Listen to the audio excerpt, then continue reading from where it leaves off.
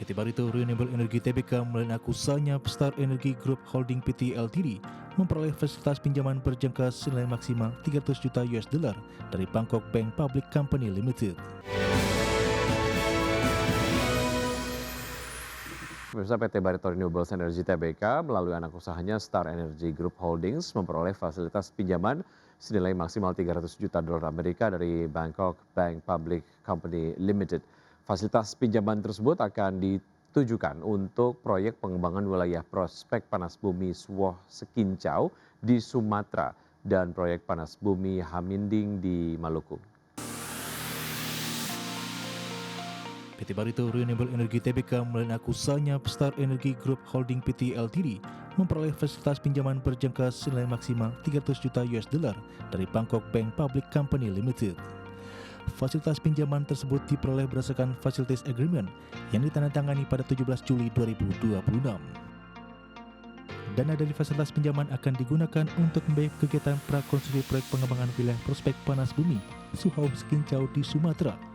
Dana juga dialokasikan untuk pembiayaan konstruksi proyek Suwoh Sekincau melalui pernyataan modal ke PT Star Energy Suwoh Sekincau hingga 105 juta US dollar, serta proyek pengembangan wilayah prospek panas bumi Haminding di Maluku melalui pernyataan modal ke PT Star Energy Geothermal Indonesia hingga 90 juta US dollar. Fasilitas pendanaan tersebut diharapkan dapat memperkuat likuiditas dan struktur pendanaan kelompok usaha, sekaligus mendukung kebutuhan belanja modal, modal kerja, serta pengembangan proyek panas bumi dan ketenagalistrikan. Selain itu, fasilitas tersebut juga ditujukan untuk meningkatkan efisiensi pengelolaan arus kas, memperkuat kapasitas pendanaan kelompok usaha, serta menciptakan sinergi pendanaan guna mendukung pertumbuhan usaha secara berkelanjutan. Persetujuan menyatakan transaksi tersebut akan menambah kewajiban keuangan secara konsolidasi. Meski demikian, manajemen memastikan tambahan pinjaman tersebut tidak memberikan dampak signifikan terhadap kegiatan operasional maupun kelangsungan usaha perseroan. Berbagai sumber untuk IDXNO. PT Summarecon Agung Tbk menilai segmen hunian menengah hingga menengah atas masih menjadi penopang utama bisnis properti di tengah tantangan ekonomi dan proyeksi tekanan suku bunga tinggi sepanjang 2026. Presiden Direktur Summarecon Adrianto Adi mengatakan pasar hunian menengah dan menengah atas masih menunjukkan daya tahan yang baik meski kondisi ekonomi belum sepenuhnya pulih. Selain masih melanjutkan penjualan proyek di segmen menengah atas, perseroan juga menerapkan pengelolaan kas secara prudent, mencermati dinamika pasar dan berfokus pada pengembangan kota terpadu berkelanjutan guna menjaga pertumbuhan jangka panjang. Dan sejauh ini peluncuran produk bernilai tinggi di dalam kawasan dengan fasilitas lengkap menjadi salah satu pendekatan SMRA untuk menarik pembeli di segmen menengah atas. Di tengah kondisi pasar yang lebih selektif, pengembang cenderung mengandalkan diferensiasi produk serta pengembangan kawasan terpadu untuk menjaga daya tarik dan nilai properti dalam jangka panjang.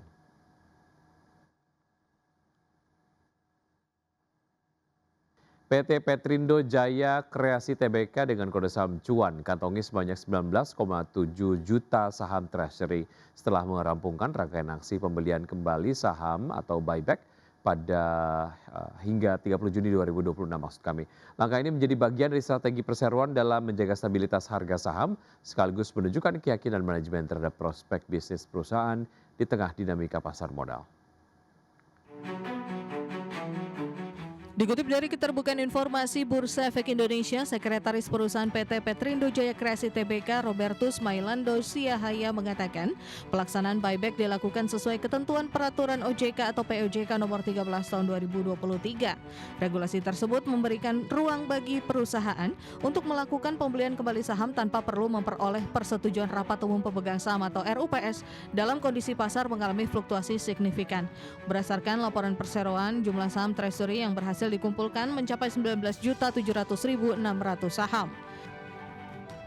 Aksi tersebut dilakukan melalui 2 tahap pelaksanaan, di mana tahap pertama diselesaikan di 24 Juni 2025 dengan pembelian sebanyak 418.400 saham di harga rata-rata Rp4.780,29 per saham.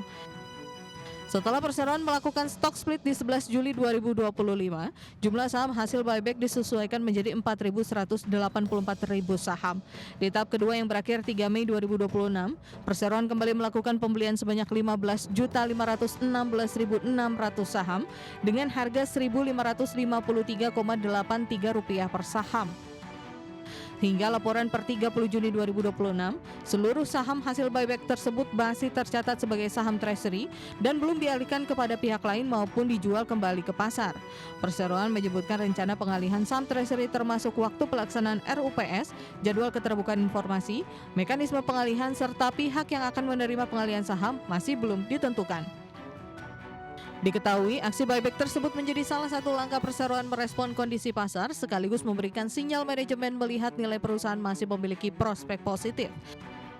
Perseroan menegaskan kepemilikan saham treasury yang cukup besar, maka perusahaan memiliki fleksibilitas dalam menentukan strategi korporasi lanjutan sesuai kebutuhan perusahaan dan kepentingan pemegang saham. Berbagai sumber IDX Channel.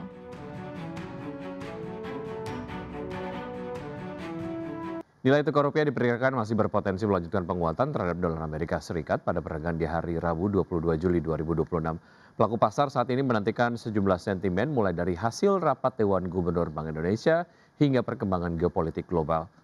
Berdasarkan data pasar spot Bloomberg, rupiah tercatat menguat 0,33% ke posisi 17.888 per dolar Amerika pada perdagangan Selasa 21 Juli 2026. Pemirsa, informasi terbaru di pagi hari ini, Kepala Badan Gizi Nasional Nani S. Deyang resmi mengundurkan diri sebagai pucuk pimpinan pelaksanaan program makan bergizi gratis. Pengunduran diri dari Nani S. Deyang resmi diumumkan hari ini Rabu 22 Juli 2026 setelah mendapatkan persetujuan dari Presiden Prabowo Subianto. Nani menjelaskan bahwa pengunduran dirinya berkaitan dengan upaya menjalani pengobatan jantung di luar negeri. Presiden Prabowo pun menurut Nani sudah menyetujui surat pengunduran dirinya sebagai kepala BGN. Namun menurutnya Presiden masih meminta dirinya untuk turut serta terlibat dalam pengawasan pelaksanaan makan bergizi gratis di seluruh daerah. Rencananya Presiden segera membentuk Dewan Pengawas Khusus Makan Bergizi Gratis. Dan peran Nani S. Deyang digadang-gadang akan menduduki Ketua Dewan Pengawasan Badan Gizi Nasional.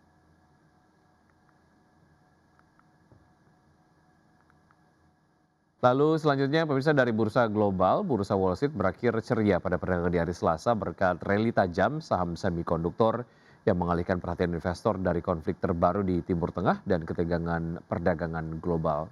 Data selengkapnya pada penutupan perdagangan di hari Selasa, Dow Jones Industrial Average yang ditutup naik 0,74% ke level 52.274 dan S&P 500 yang menguat 0,89% ke posisi 7.509. Dan Nasdaq Composite yang melonjak 1,29% ke posisi 25.837.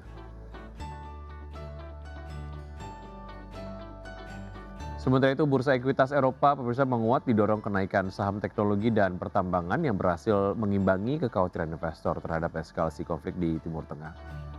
Stock 600 ditutup naik 0,56% di level 643,19. DAX Jerman meningkat 0,6% ke level 25.011 dan FTSE 100 Inggris menguat 0,58% ke posisi 10.585.